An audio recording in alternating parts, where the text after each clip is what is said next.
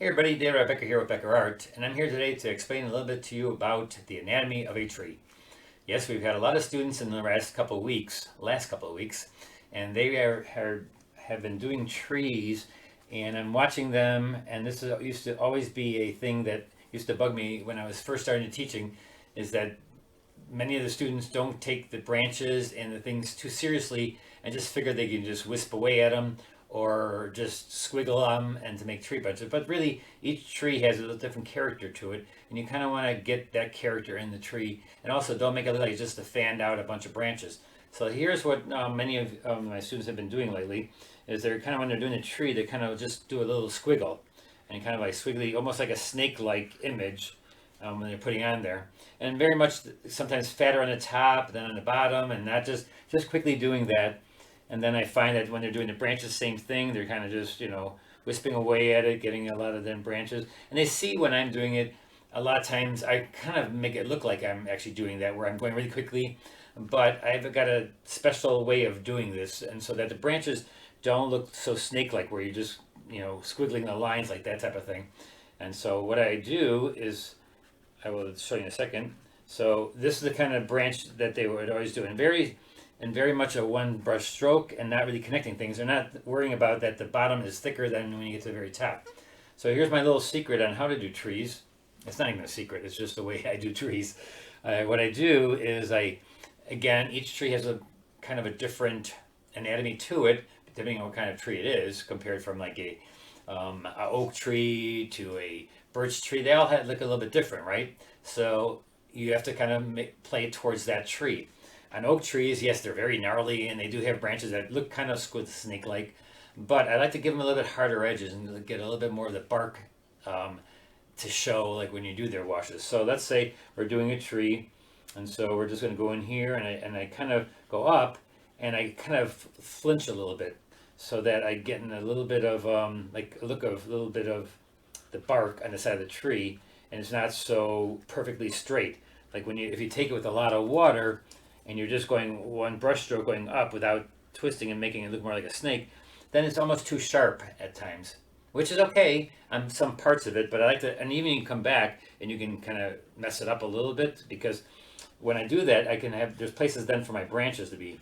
And now on this kind of tree that'll go off the page, you don't have to stop. You can just go right off the page. But let's say you're having a tree that's all inside the picture. And so we'll do that too. We'll do one where it's not and one where it is. Let me just take one color here. And so I'm going to go down. And don't think about this color right now. I'm not worried about the color. I'm worrying about the anatomy of it and how you're drawing it. So here's let's say this is a small tree, and it goes up and gets thinner and thinner and thinner and thinner. So that's all inside the page. And then when there's a little bit of a notch like that, that's where I add another branch. And so I first add like the first branches, or more of the trunk branches, the ones that are thick, that are going to be holding up all the other branches. So there's usually one or two or three, depending on the tree. But on one tree, there's always the main branch that goes up. And then there's branches coming from that are a little bit bigger. And then from those branches, they get more and more, and they get thick at first, but they get thinner and thinner and thinner as they go out. Now, also what I've got to tell you is that not all these branches just come around and be like a fan. Some go behind. So let's say this one goes in front, and this one's in front. It kind of crosses over and goes in front, so that means it's in forward, right? And so what I can do is just to show you, to explain that, I'll make this light right here, and so you see that's in front. So that branch is going in front. Let's say there's another branch over here that's going behind, and so this one's going behind. I'm make it a little bit lighter too, and make it so that, see how I'm just fading it? So now doesn't that one look like it's going back, and this one's coming forward? So there is not just this whole fan of tree branches that go all the way around. There are a lot of them in there, but that doesn't mean all of them are that. So the darker they are, what you can do is the darker ones can come forward and the other ones can come back. So that's one way of indicating to your viewer that if you make the branches that look like in front darker than the ones that go behind that are back, they can be a little bit lighter. So make those lighter, and they will automatically look like they're in the back.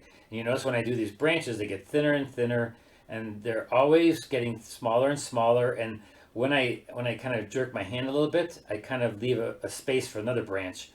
Anytime that it's kind of more gnarly, so when it makes a turn, that's usually a branch right there. Then I could put a branch on that spot.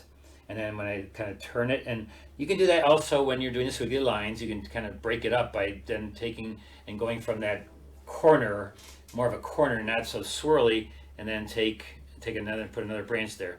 But make some of the branches a little bit straighter. Some can be curled a little bit, but in general, most branches are not snake-like. There's special trees that are more snake-like, but on average, most of them just have a lot of straight line branches. You know, and the younger the tree, the more that is. And then the older, like these oak trees, yes, they do have a lot of gnarly branches. But again, see how I'm making the one side look dark and one side look light, and the ones that go back, are lighter, and the ones that come forward are darker. Now, another thing you're gonna do is if you're having a tree like this, let's do the same thing. Put some in front and some behind. Those are ones that are lighter; they go behind. Now I should use my rigger brush, because the rigger brush is really great for doing tree branches, because you can just take and with a flip of the wrist, you can just go in another direction and make them really fine. Go real fine with them, and see, oh, that's too thick. It should be thick to thin, right? And so you go thick, and so I'm going to show you what I'm going to do. What I'm going to do, let's get some really dark branches in here, like they're coming forward. The darker they are, they'll indicate that's more farther forward. And you can overlap everywhere, because again, it's not a flat tree. It's a tree that is all the way around, almost like a balloon. And there's a book out there, Carlson Guide to Landscape Painting, that is really good when it comes to explaining trees and also landscapes in general, and all the things that make up a landscape. So I have that in my newsletter this coming Thursday as the product of the week, the book of the week. And so that Carlson Guide to Landscape Painting is something that we use. So now here, what I want to show you is that you can take like a fan brush, or you can take one of these brushes, kind of dry it a little bit. I'm using my towel over here. I'm going to put a little bit of water on there, take down some of the water, and just wisp away at some of these really fine branches that are at the very tips of these other branches that are supposed to be smaller and really thin as you come forward. And those are all branches, but very thin branches, so much so that they all come together looking like they're a bunch of branches together. And so you don't have to paint every one of those branches or draw every one of those branches. You use them just as a wispiness to them, and that's enough to show that they're so small, these branches, that they wisp together, and there's thousands of them, that they look like just branches. These are not leaves. These are the branches at the very tips of them.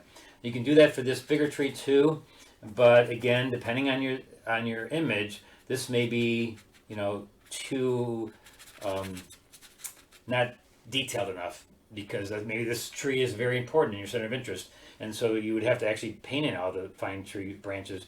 Again, depending on what the picture shows and what the composition is, do you need to draw the branches, or do you just leave the branches as kind of texture, a thin wisping texture, which you can do sometimes. You can do that for the background branches, but then there could be some in front that maybe are darker, and then you actually draw out each branch. Again, depending on where this tree is placed.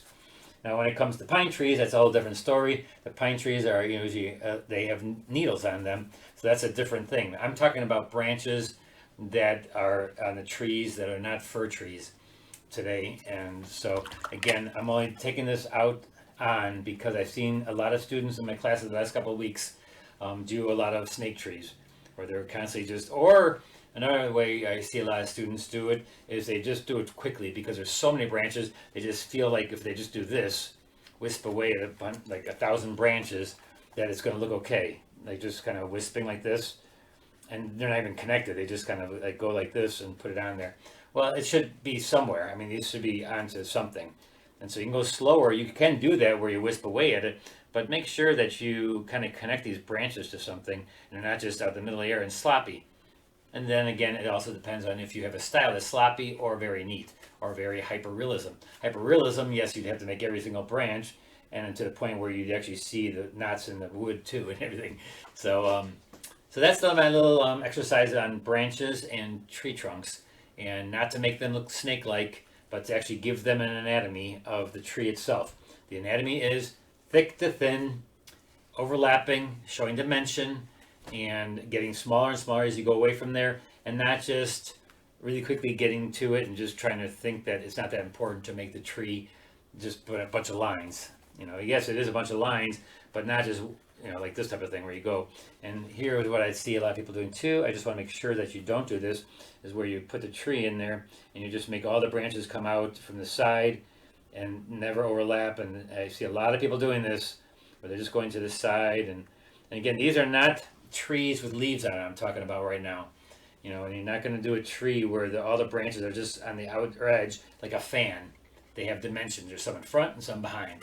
All right. So this Thursday, and in the Central Standard Time at 6:30 Central Standard Time, we're going to be doing a paint along, and it will be of trees, no leaves, just trees with branches, and we're going to have a little bit of river running through there, and I'll show you how to do that too, the reflections. But we want you to be able to do some trees that look like trees and not like little snakes coming out of a big telephone pole. All right. And so until this Thursday, we'll see you then. All right. Thanks. And subscribe, please. Thanks. Bye-bye.